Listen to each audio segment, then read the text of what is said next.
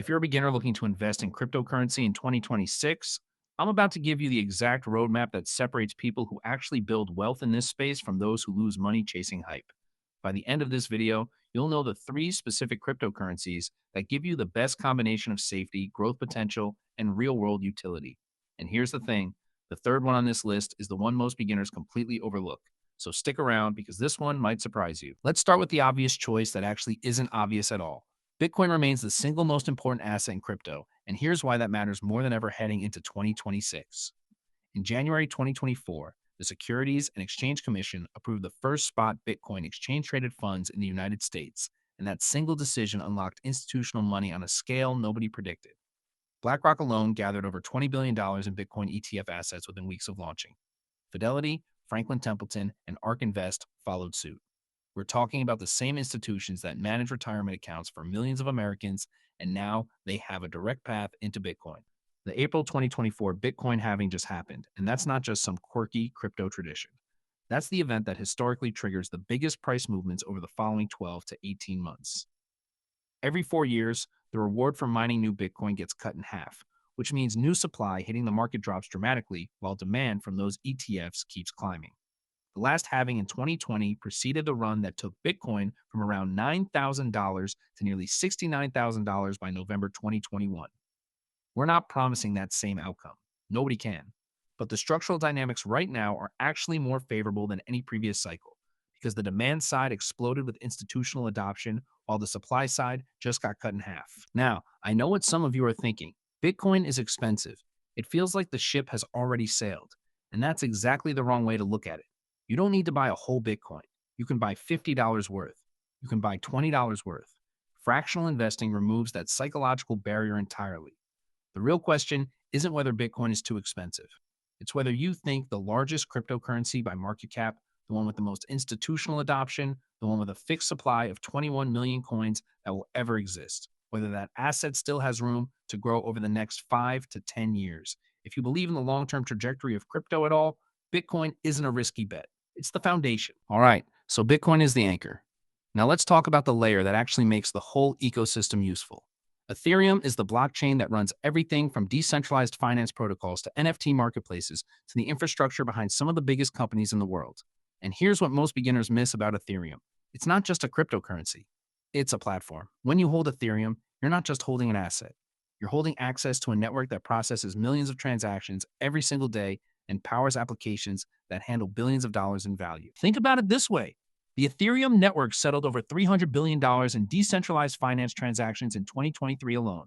Companies like Nike, Starbucks, and Reddit have all built on Ethereum or Ethereum-based sidechains. The enterprise blockchain space is exploding, and Ethereum is the standard. In 2024, the Securities and Exchange Commission approved spot Ethereum ETFs alongside Bitcoin ETFs, which means Wall Street is treating Ethereum as a legitimate asset class just like it treats Bitcoin. Fidelity, BlackRock, and VanEck all have Ethereum ETFs now. When the big money starts flowing in, that's not a signal to ignore. That's a signal to pay attention. The network completed its transition to proof of stake in September 2022, which reduced Ethereum's energy consumption by roughly 99.95%. That's not a small number. That means Ethereum went from consuming energy comparable to entire countries to operating on a fraction of what a typical cloud server uses. The environmental argument against Ethereum is gone.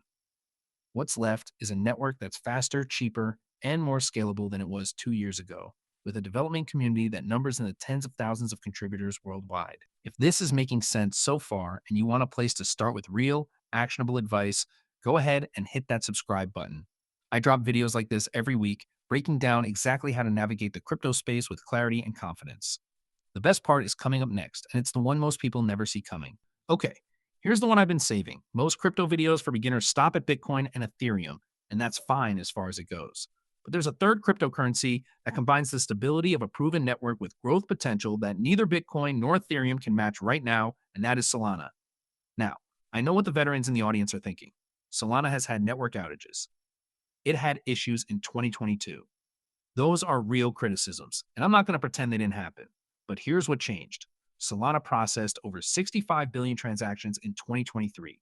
65 billion. The network now handles more daily transactions than all other proof-of-stake blockchains combined. That isn't a cryptocurrency that's struggling.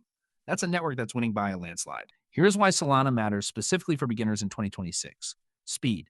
The average transaction on Ethereum costs anywhere from $2 to $20 during busy periods. On Solana, the average transaction costs less than 1 cent. 1 cent.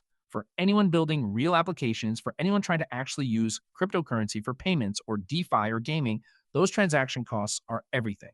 Ethereum is expensive because it's valuable and because demand is high. But Solana offers a legitimate alternative that can actually handle the volume of a global financial system without charging you an arm and a leg for every swap or transfer. In November 2024, Solana officially became the first blockchain to surpass 100 million monthly active addresses. 100 million. That's not a small community of speculators. That's a genuine user base of people who are actually using this network every single day. PayPal integrated Solana for its blockchain payments.